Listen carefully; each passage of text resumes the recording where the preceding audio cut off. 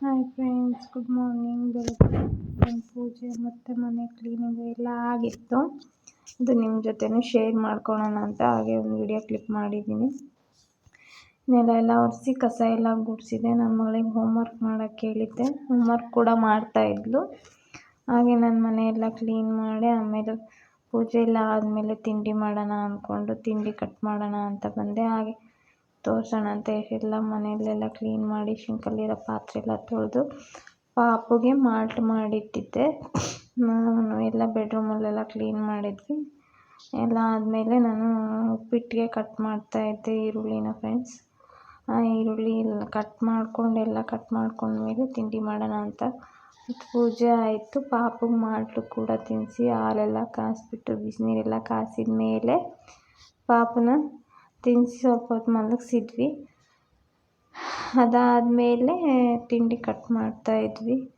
ಒಂದೊಂದು ಸಲ ಏನು ಅನಿಸ್ಬಿಡುತ್ತೆ ಅಂದರೆ ಎಷ್ಟೊಂದು ಜನ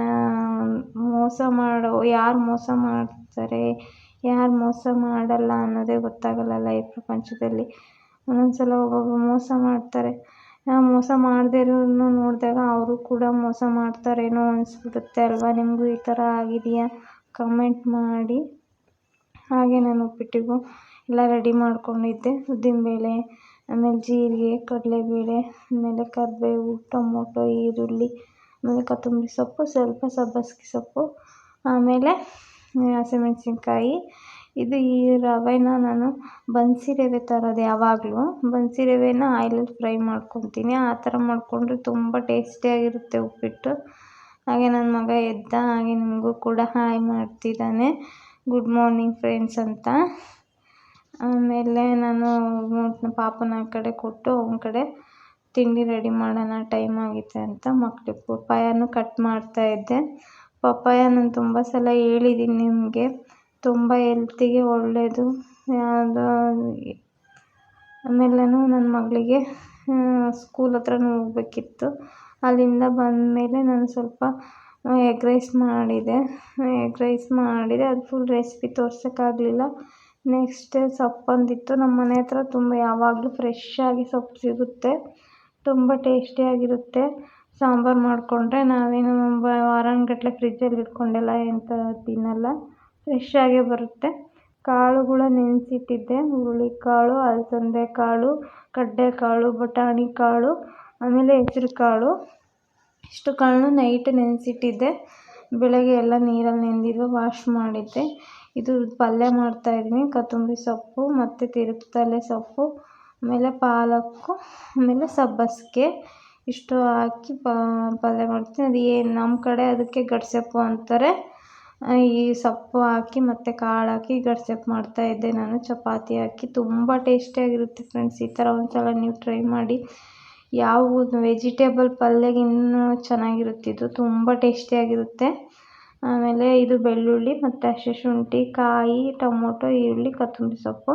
ಕಾಳನ್ನ ಮುಂಚೆನೇ ಸ್ವಲ್ಪ ಮೆತ್ತಗಾಗೋಗೆ ಬೇಯಿಸ್ಕೊಂಡು ಇಟ್ಕೊಂಡಿದ್ದೀನಿ. ಬೇಳೆ ಏನು ಬೇಯಿಸೋದು ಬೇಡ, ಕಡಲೆಬೇಳೆ ಮತ್ತು ಅದು ತೊಗರಿಬೇಳೆ ಅದನ್ನು ಸ್ವಲ್ಪ ಹಾಕಿ ಬಟ್ಲಲ್ಲಿ ತೊಳೆದು ಹಾಗೆ ನೆನೆ ಇಟ್ಟಿದ್ದೀನಿ. ಇದು ಸೊಪ್ಪನ್ನು ಕಟ್ ಮಾಡಿ ವಾಶ್ ಮಾಡಿ ಇಟ್ಕೊಂಡಿದ್ದು. ಫಸ್ಟು ಎಣ್ಣೆ ಕಾದ ಶುಂಠಿ ಮತ್ತು ಹಸಿ ಶುಂಠಿನ ತರಿಯಾಗಿ ಜಜ್ಜಿಟ್ಕೊಂಡಿದ್ದು ಅದನ್ನ ಅದಕ್ಕೆ ಹಾಕಿ ಸ್ವಲ್ಪ ಅಕ್ಕಿ ಹಾಕಿ ಮತ್ತು ಇದು ಮಾಡ್ಕೊಂಡ್ಮೇಲೆ ಟೊಮೊಟೊ, ಈರುಳ್ಳಿ ಸಾಫ್ಟ್ ಆದಮೇಲೆ ಅದನ್ನು ಅದನ್ನ ಹಾಕಬೇಕು.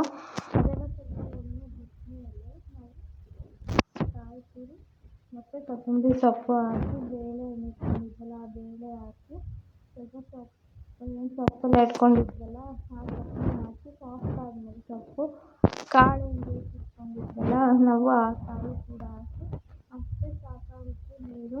ಗಡ್ಸೊಪ್ಪು ತುಂಬ ನೀರಾಗಿ ಸಾಂಬಾರು ಥರ ಹೋಗ್ಬಿಡುತ್ತೆ. ಚಪಾತಿ ಕೂಡ ಲಟ್ತಾಯಿದ್ದೆ. ಬೆಳಗ್ಗೆ ತಿಂಡಿಗೆ ನಾನು ಮಾಡ್ಕೊಂಡಿದ್ದು ಚಪಾತಿ ಎಲ್ಲ ಬೇಯಿಸ್ಕೊಳ್ತಾಯಿದ್ದೆ. ಅದು ಸ್ವಲ್ಪ ಪಲ್ಯ ತುಂಬ ಟೇಸ್ಟಿಯಾಗಿರುತ್ತೆ. ಒಂದ್ಸಲ ಟ್ರೈ ಮಾಡಿ. ನಮ್ಮ ಮನೆಯಲ್ಲರೂ ತುಂಬ ಇಷ್ಟಪಟ್ಟು ರೈಸ್ ಕೂಡ ಮಾಡೋಣ ಅಂತ ರೈಸ್ ಕೂಡ ಇತ್ತು. ಚಪಾತಿ ಎಲ್ಲ